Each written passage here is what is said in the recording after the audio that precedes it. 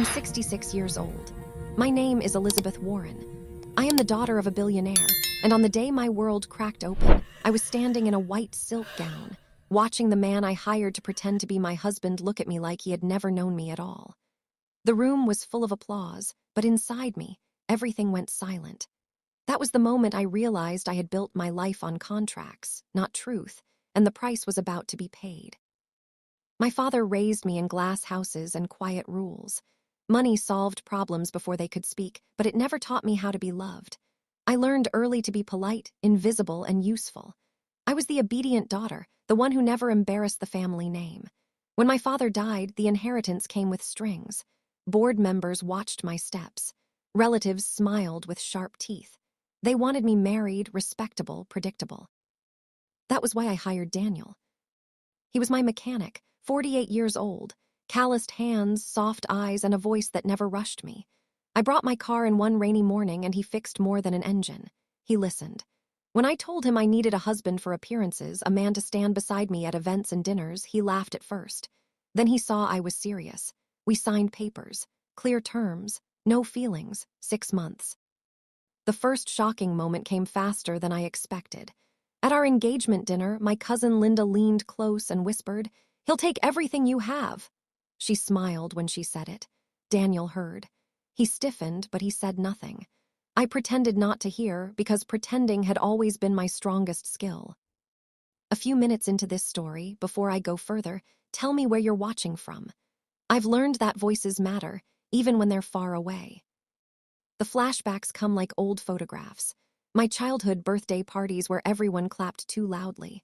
My first marriage to a man chosen for me, not by me, ending quietly when he found someone younger and less complicated. The loneliness that followed, heavy as winter. When Daniel came into my life, it felt simple. He showed up on time. He asked how my day was. He remembered I liked my tea with honey. Our arrangement worked at first. We played roles perfectly. Hand-holding, smiles, polite kisses on the cheek, but something shifted during a charity gala. My heel broke, and without thinking, Daniel knelt and fixed it. Cameras flashed. He looked up at me like I was the only person in the room. For a second, I forgot the contract. Not everyone was fooled. My brother Thomas, always hungry for control, started visiting more. He questioned Daniel's past, his finances, his motives. "People like him don't marry women like you," he said. "Not without wanting something." I felt small then, like a child again, being warned not to touch fire. The emotional lows came quietly. Nights alone in a house too big, reading headlines that called me cold, calculating, unlovable. Daniel stayed in the guest room just like we agreed, but sometimes I heard him packing. Once I found him sitting in the kitchen at dawn, staring at nothing. We didn't talk about it. The highs surprised me. He cooked dinner one night when my staff was gone, burned the chicken, laughed at himself, and ordered pizza. We ate on the floor. I laughed until I cried. It felt real, and that scared me more than any betrayal. Then the first crack appeared. I overheard a phone call. Daniel's voice was low, tense. "I can't do this much longer," he said. My heart dropped. I walked away before I heard the rest. That night I slept in my gown, wide awake, wondering if I had misjudged everything. The cliffhanger arrived at our wedding rehearsal. My family filled the room with stiff smiles. Daniel stood beside me, his hand trembling in mine. Thomas pulled me aside and showed me a photo on his phone. Daniel, talking closely with a woman outside the garage. The timestamp was from that morning. "See," Thomas said, "he's playing you." I looked up at Daniel across the room. He met my eyes, and for the first time since we met, he looked afraid. The next morning, I woke with the taste of fear in my mouth.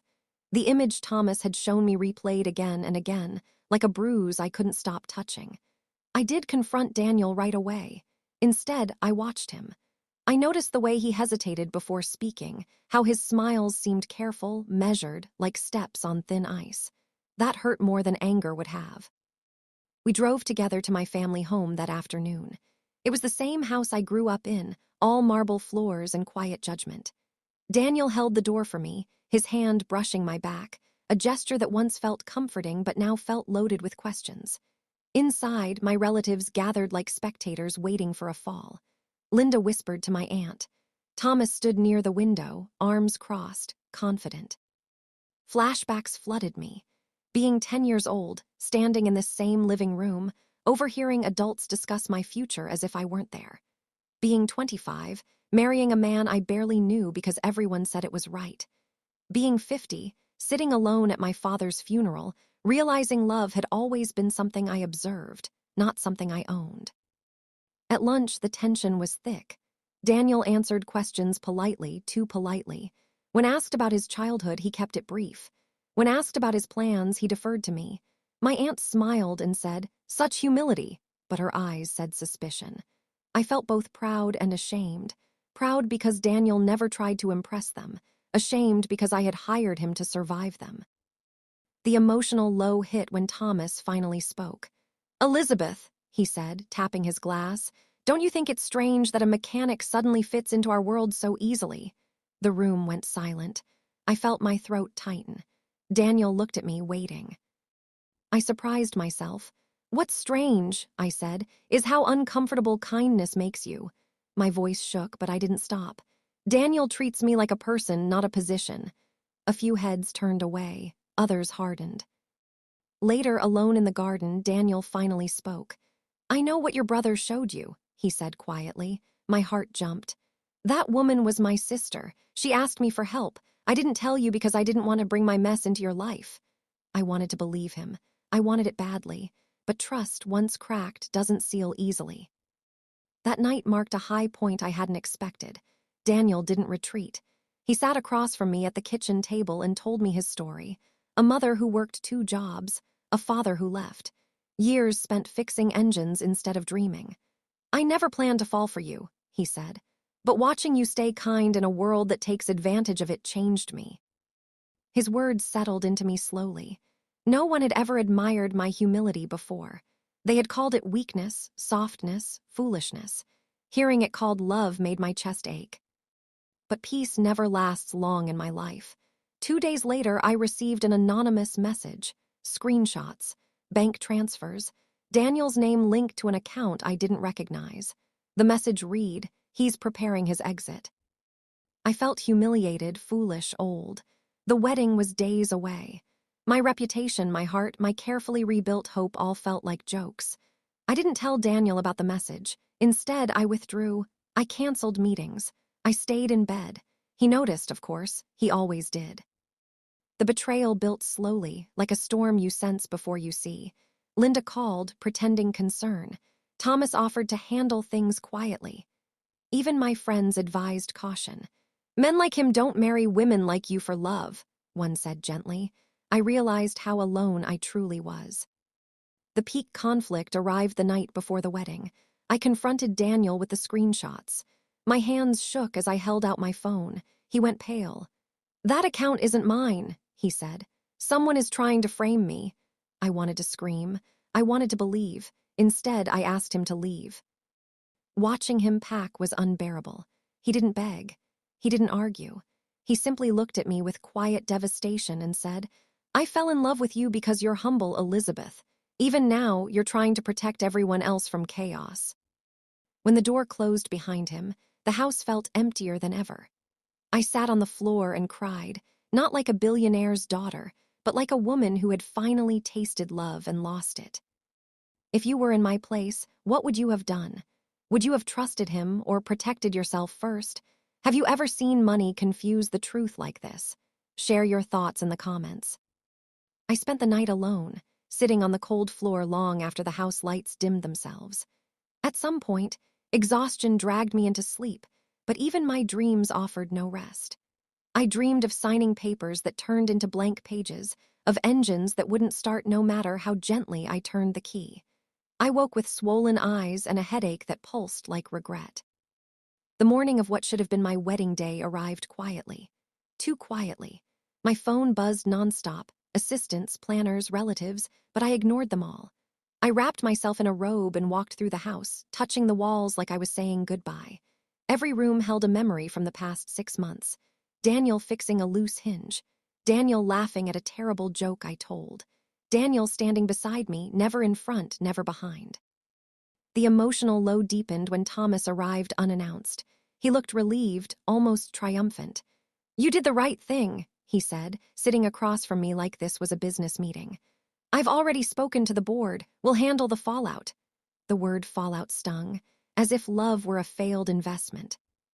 I asked him directly if he had anything to do with the screenshots. He didn't answer right away. That pause was louder than a confession. "You're too trusting," he finally said. "I was protecting you." I realized then how often protection had been used as a weapon in my life, protecting me from choice, from risk, from happiness. After he left, something inside me shifted. It wasn't confidence yet, but it wasn't fear either. It was curiosity. I called my bank personally and asked for a detailed trace of the account and the screenshots. I called a private investigator I trusted, someone my father once used quietly. For the first time, I stopped letting others speak for me. Hours passed, the house filled with canceled flowers and returned calls. My dress hung untouched. The humiliation felt public, even in silence. But underneath it, a strange calm began to grow. If this was rock bottom, at least it was solid. The investigator called just after sunset. His voice was careful. "The account doesn't belong to Daniel," he said. "It's linked to a shell company. The trail leads to someone very close to you." My hands went numb. I didn't ask who. I already knew.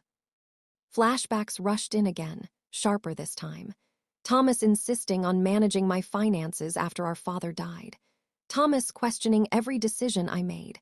Thomas warning me that love made women weak. I saw the pattern clearly for the first time, like stepping back from a painting and finally understanding the image.